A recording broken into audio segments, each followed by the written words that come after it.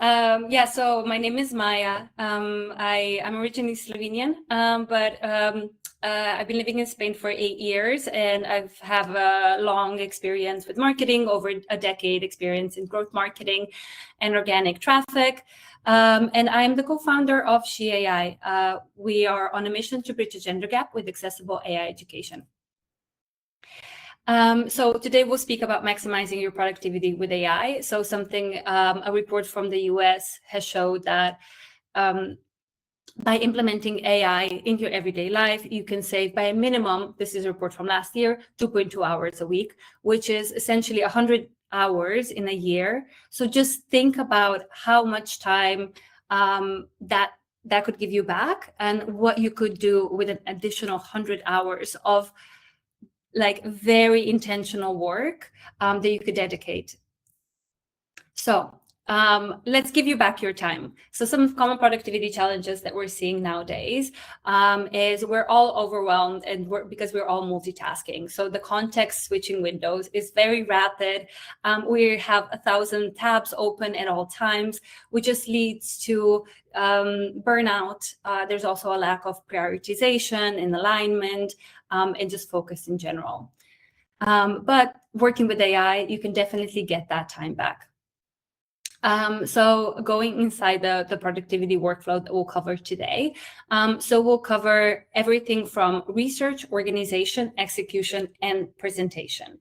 So I filled this presentation up with tons of value. There is going to be a lot of interesting tools and co-pilots that you could be using in your everyday workflow. So please, like, get your notebooks. We're gonna go through a lot of things relatively quickly. And if there's any questions at the end, I don't know if this platform allows it, but I'd be super happy to go inside your specific workflow as well and discuss that. So let's start with the foundation and the research itself. So first things first, you're going to do a search using AI. And there's two general searches that you could be doing. So the general or the academic.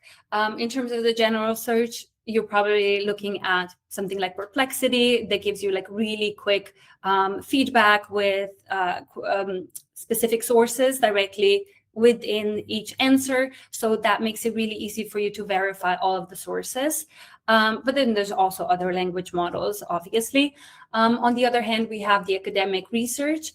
So if you want to go a step further and really dig deep into the academic reviews that exist, you could go into consensus. Research Rabbit allows you to kind of combine multiple like papers and multiple disciplines of thought into a mind map, which is really beautiful, and it enables you to understand content a lot deeper. And then there's also Storm by Stanford, which is like a Wikipedia, but for academic articles.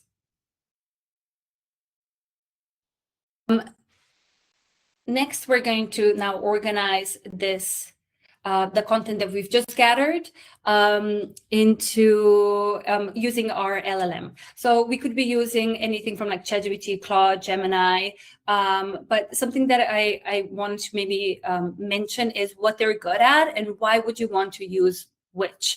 Essentially, what we recommend at SheAI is choose the one that like resonates with you.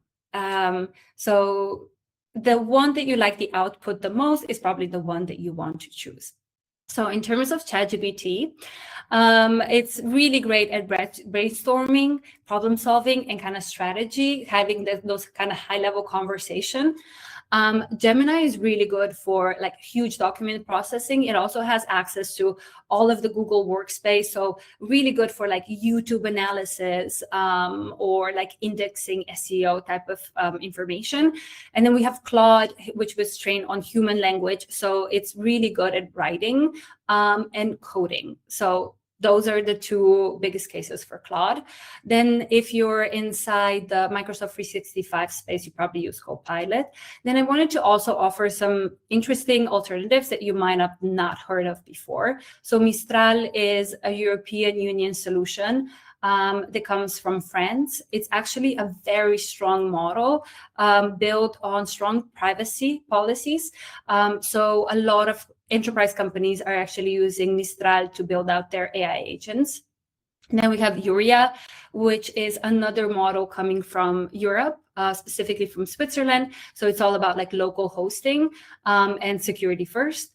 And then last but not least, we have Taura AI, which comes from Syrian, a couple of co-founders, and it's essentially pro-Palestine, and it tries to provide an alternative outside of the West, so Europe and US. Also a very interesting model to take a look at. Next, when it comes to organization, the tool that we love to recommend is obviously Notebook LM. If you haven't tried Google Notebook LM, it's one of the strongest tools out there right now. So basically you can create your own personal notebook with audio overview. You basically can create a two-way podcast, and that enables you to also interact with. So you can actually interrupt the podcast, ask your question, and go deeper into the topic that you're interested in. You can create flashcards in order to test your knowledge. There's infographics, there's quizzes, there's mind maps. It's just a beautiful tool. We've used it a lot for instance, for grant application, and it's really great for content repurposing as well. So if you're doing any podcasts, webinars, and you want to repurpose that content, it's a really, really great powerhouse.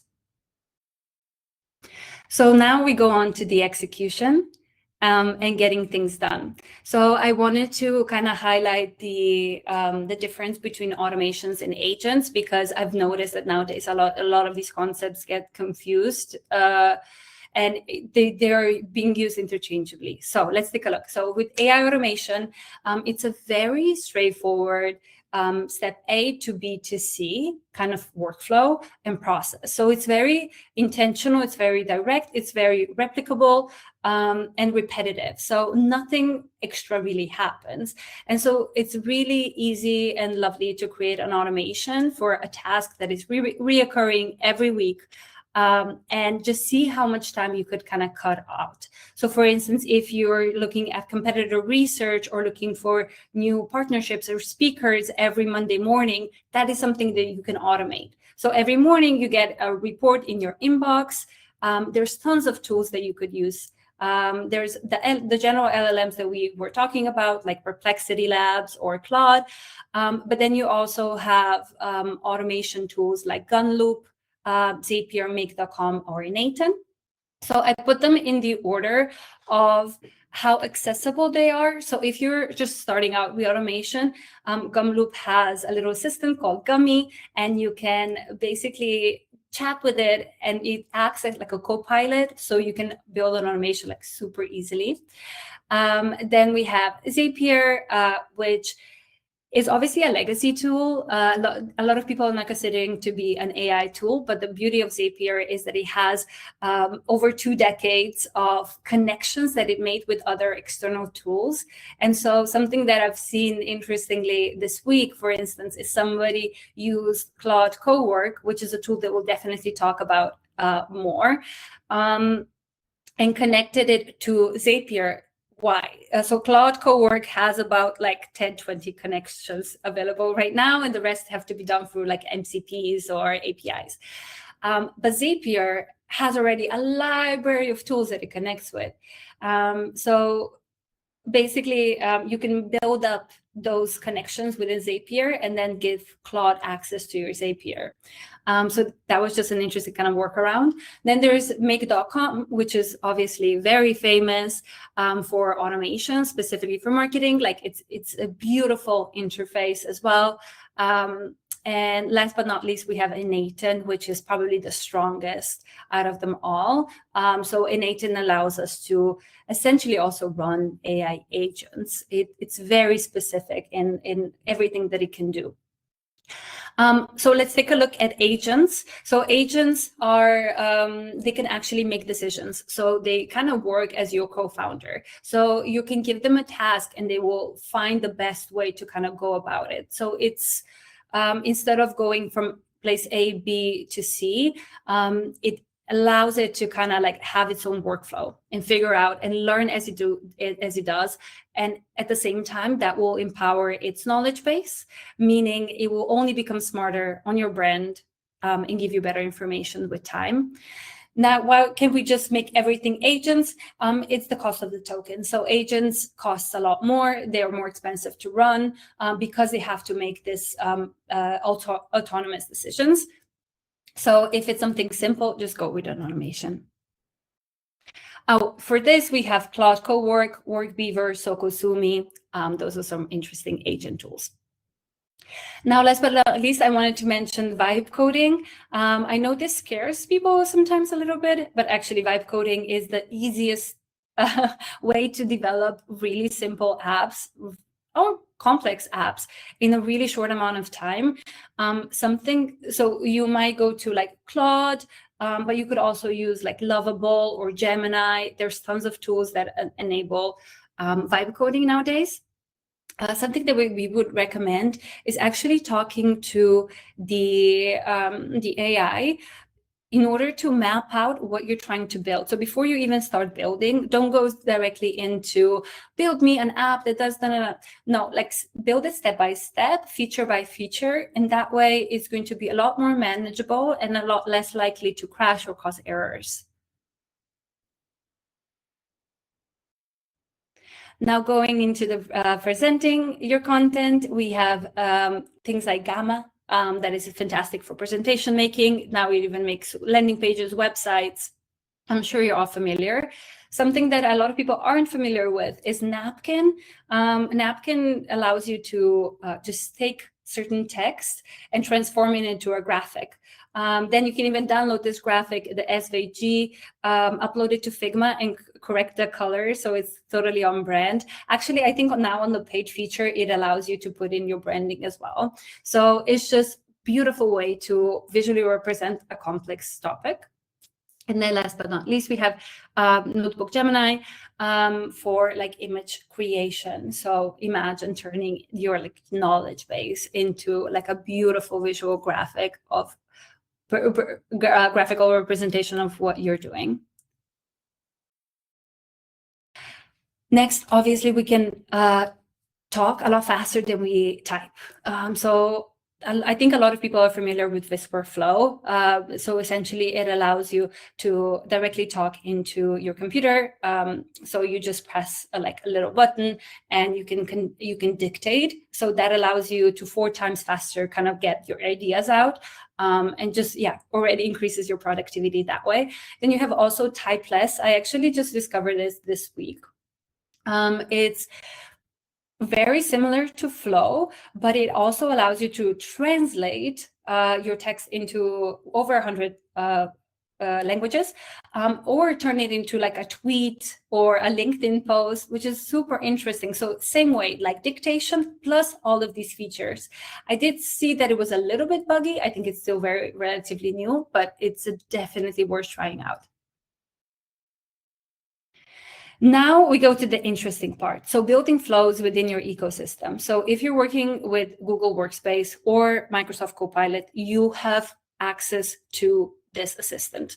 So with Gemini, it's called the Studio, and you basically can schedule different tasks. So like give me a morning brief of all of my emails and the most important things that I need to get done today. You can then, or you could have meetings to be put into action notes directly within your workspace. So it's just a beautiful, like definitely have a look and explore this kind of studio space, because there's a lot of like really interesting automations. You could also just have it draft your emails and then, have a look and then send them out. Now we go to the bread and butter of this. So the AI co-founder that everybody's talking about for the last 2 weeks, Claude Cowork and Code. It's incredible, the skills that you can set up nowadays. But essentially what Claude has cracked the code on is really creating having a system, a space that has all of the knowledge about you, about your company, about your goals, objectives. And then you can just play and go back and forth with it to achieve the results that you want. So you do the knowledge base, you create a set of skills and tools, and you define the working style, your brand voice, your persona, all of this information. And then you can create skills and set up for content production, support and operations, strategy and planning, creating proposals, and reaching out to clients. If you are looking to add more skills to your existing Claude, you might want to go to Smithery, which is basically a library of tons of different skills that you could add. It's only 20 euros per month, and I really think that it's definitely worth it. So you can switch between chat, the co-work, and code. Again, code is also a beautiful space for that maybe is the next step in the workflow. But yeah, with code, you can also build like artifacts that we kind of like briefly mentioned before. So something that we've used the code for was turning our very static website into something very dynamic, very fun, something you can actually interact with. But yeah, on the internal side, we also build like a financial tracker. So there's just a lot of things that you can build, especially for internal use. For external use, you might need still a developer, but for internal, like there's a lot of things that you can build out that will already optimize like how you do work. Now let's go on to the AI mindset and integrating AI into your everyday. So I've actually mapped 2 levels out for this case because I think there are 2 levels to this thinking depending on which stage you're at. So the level 1 is just creating like SOPs. So what are the processes that a workflow involves, and then seeing like what is the most repetitive part of it that can be automated. And then you just kind of iterate, you go back and forth, and you see like what can be sped up. Level 2, however, is thinking about it even a little bit differently. So the level 2 would be choosing an LLM that you really like the output of. Again, we mentioned those bigger players already. And then give it as much context as you can, and then see if you can actually reframe how you do a specific workflow. So think about when was the last time you actually evaluated the flows that you're doing, and if they still make the most sense. So what you can actually do is have that conversation with an AI and ask it for it to map out the flow and see if there are certain things that you could streamline that you haven't even thought about yet. So this is where it really gets interesting. This is where AI literally becomes your co-founder.